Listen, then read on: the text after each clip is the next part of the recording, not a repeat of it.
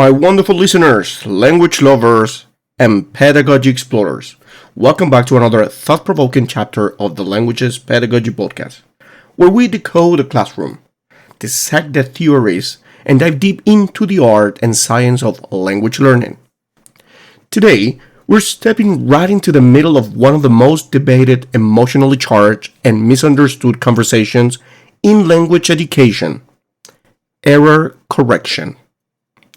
Is it a bridge to clarity and growth? Or is it a barrier that reinforces fear and shame? Good question, right? So, does it help learners build linguistic precision? Or does it cripple their fluency and confidence? Is there a right way to connect or to correct?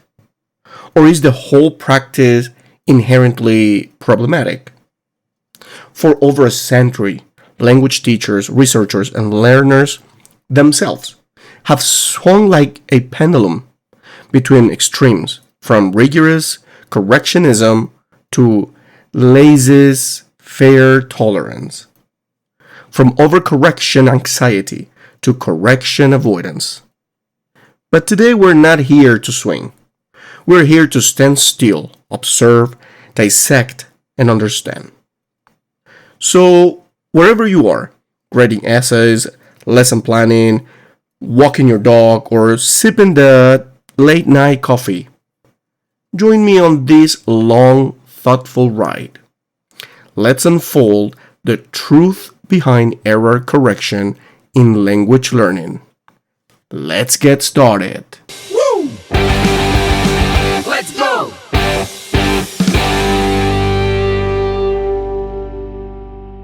Let's begin at the core.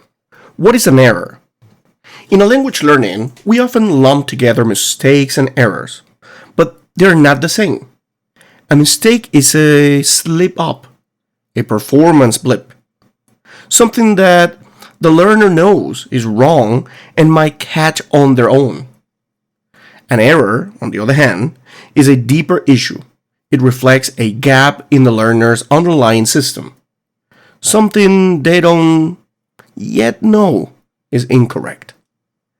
Think of this way. A mistake is forgetting your friend's birthday. An error is not knowing birthdays exist, right? Is it a good one? And why does this matter? Because the way we approach correction depends on the distinction.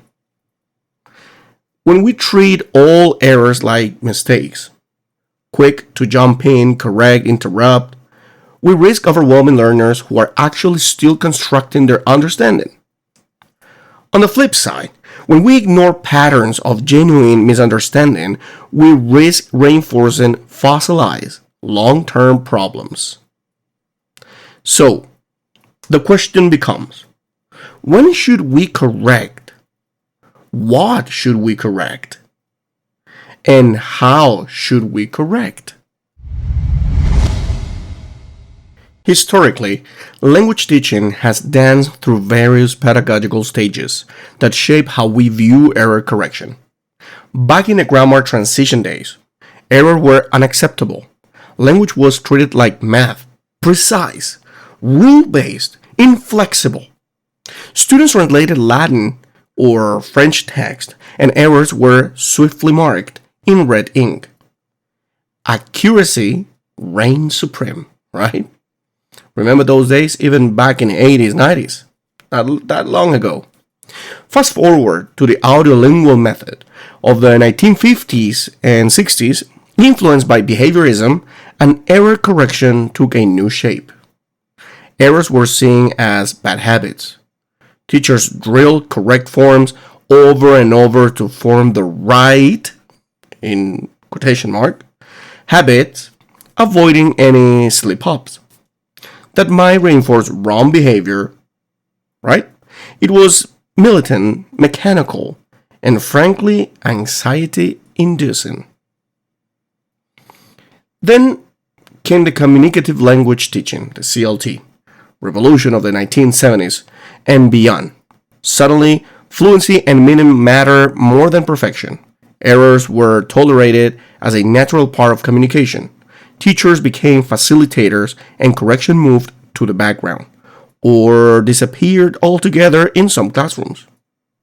And now, we live in a post-method era. A bit of this, a bit of that, right? Teachers make eclectic choices, but the question remains, what is our stance on correction? Let's now bring the science in. Research shows that corrective feedback, when done right, can absolutely support language development. But the key is that phrase, done right. According to Long, 1996, focus on form. That is, brief attention to linguistic structures within communicative context is more effective than decontextualized grammar drills. Lister and Ranta, 1997, offer in that time a now classic framework that identifies different types of feedback. Explicit correction, which is telling the student what they did wrong. Recast, rephrasing the correct version without pointing out the error. Clarification request, metalinguistic cues, elicitation, repetition with intonation. Among these, recasts are the most used but not always the most effective. Learners often miss them. Elicitation and metalinguistic cues, on the other hand, engage the learner cognitively. They promote what we call noticing. Now, let's pause here. Noticing is vital. In Schmidt's noticing hypothesis in 1990, he argued that for language input to become intake, that is, for it to actually transform into acquired knowledge, learners must notice the gap between their output and the target form. And well-delivered corrective feedback helps with just that. So yes, correction can absolutely help when it promotes noticing. It's timely, is developmentally appropriate, and doesn't create shame. But let's talk about the emotional side, shall we? Because we know this. Language learning is not neutral. It's not a simple transaction of knowledge. It's deeply personal, vulnerable, even emotional. When you correct someone's language, you're not just correcting grammar. You are confronting their identity, their expression, their effort, especially in adults, especially in multicultural classrooms. Feedback can feel like rejection. And pay attention to this one. Raise your hand if you've ever stopped speaking a language because someone corrected you harshly. Right? That moment, the sigh, the eye roll, the sarcastic, what are you trying to say? Right? That question, huh? Some people are pretty mean actually when they just ask, hey, what are you trying to say? Like in this type of voice, like trying to make that person feel shame or feel bad. It plants seeds of silence. It tells the learner, wait until you're perfect to speak, But perfection never comes, and so neither does fluency. So here's the truth. Correction is not neutral. It's an interpersonal act. It either builds trust or breaks it. This brings us to an important question. Can correction be empowering? Yes, but it has to come with timing. Not every moment is a correction time. In fluency-focused speaking tasks, interrupting can kill momentum. During reflective writing, that's your gold mine. Tone. A smile changes everything. So does a raised eyebrow. Learners are hyper-aware of tone, especially when they're feeling vulnerable. Intention.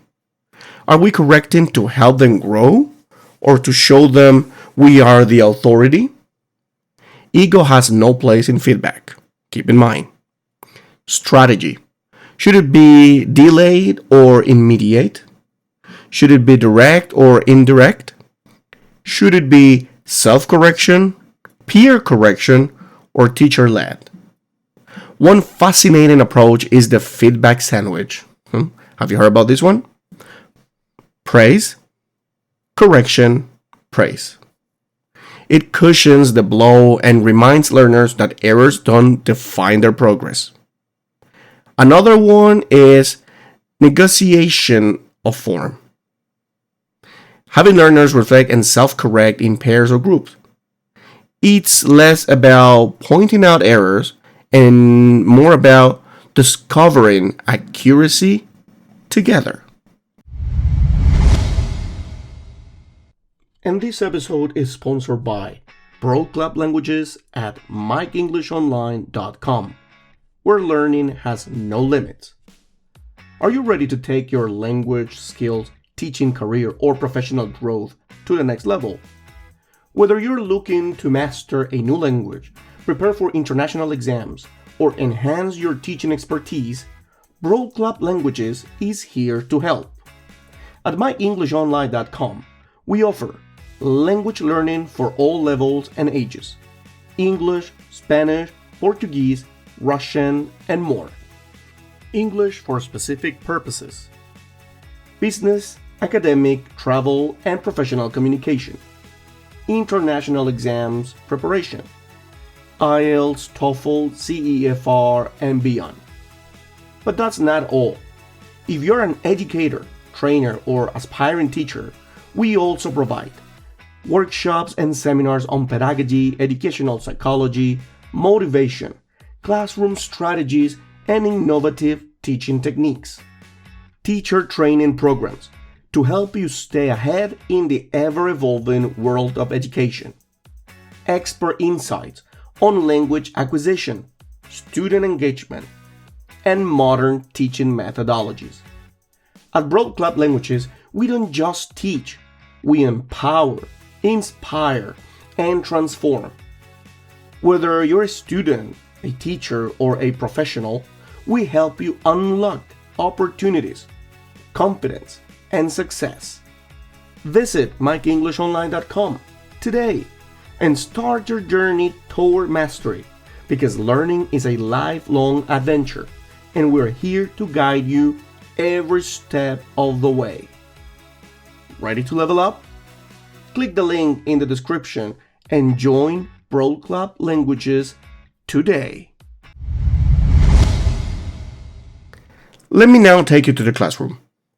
Picture a teenage ESL learner. Let's call her Sophia. She's telling a story. Yesterday, I go to park and I meet my cousin. Now, you as teacher have several options. 1. You interrupt. No, Sophia, it's went, not go, and met, not meet. 2. You let her finish, then repeat. So yesterday you went to the park and met your cousin? 3. You write her sentence on the board later and elicit corrections from the class. 4. You ignore the error.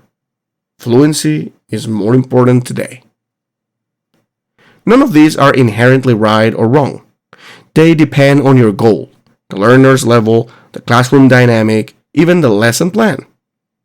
But the point is, you're making a pedagogical choice, and every choice has an impact.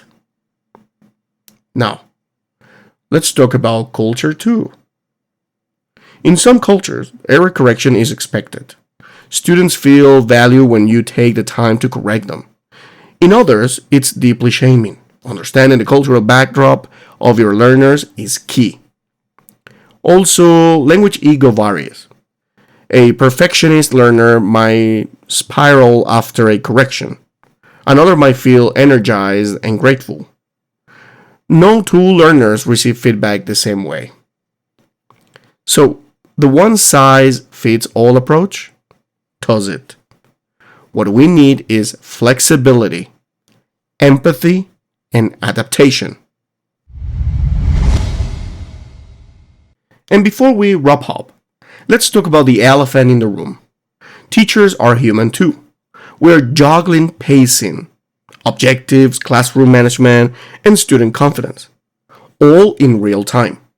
It's not easy to know when, how, and whether to correct it. But here's what I've learned over the years. If you listen deeply, you'll know what kind of correction is needed. If you build relationship, students won't fear your feedback. If you model vulnerability, they'll see correction as growth, not shame. And sometimes the best kind of correction is a conversation. Ask, can I tell you something I noticed? Or invite, let's look at this sentence together. Or just reflect. Why don't you think that form sounds off? Turn correction into a learning moment, not a punishment.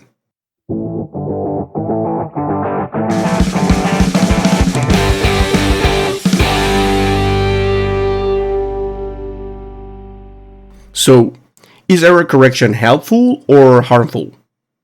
The answer is, it's both, and neither, depending on how you do it. It can be a powerful tool of linguistic precision, self-awareness, and confidence. Or it can be a source of anxiety, silence, and avoidance. It all depends on intention, method, and relationship.